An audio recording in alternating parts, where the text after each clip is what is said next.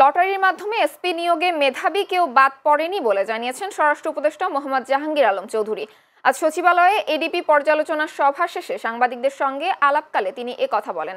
উপদেষ্টা বলেন, সমাজের রন্ধ্রে রন্ধ্রে দুর্নীতি রয়েছে, সমাজ থেকে দুর্নীতি কমানো সম্ভব হয়নি, তবে সরকার কমাতে চেষ্টা করে যাচ্ছে। সড়কে চাঁদাবাজি বন্ধ করা যায়নি, কিন্তু কমানোর চেষ্টা করা হচ্ছে। এসপি নিয়োগের ক্ষেত্রে বিভিন্ন জেলার আইন শৃঙ্খলা পরিস্থিতি বিবেচনায় 3টি ক্যাটাগরি করা হয়েছে জানিয়ে তিনি বলেন, 64 জেলার এসপির মধ্যে আগের 18 জন এসপিকে তুলে আনার পর সেখানে নতুন এসপি নিয়োগ দেওয়া হয়েছে। এরপর বাকিদের বিভিন্ন জেলায় নিয়োগ দেওয়া হয়েছে লটারির মাধ্যমে। সেক্ষেত্রে মেধাবীরা কেউ বাদ পড়েনি। যদি কোনো ধরনের দুর্নীতি থাকে আপনারা অবশ্যই প্রকাশ করবেন।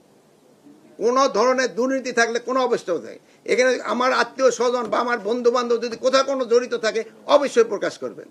আমার ক্ষেত্রে যদি কোনো দুর্নীতি থাকতে অবশ্যই প্রকাশ করে দিবেন যে এইটার ক্ষেত্রে স্যার এইটা এখানে দুর্নীতি হয়েছে, এখানে আপনার মামাতো ভাই আসিল, এখানে আপনার ভাই আসিল, এখানে আপনার ছেলে আসিল, অবশ্যই প্রকাশ করবেন।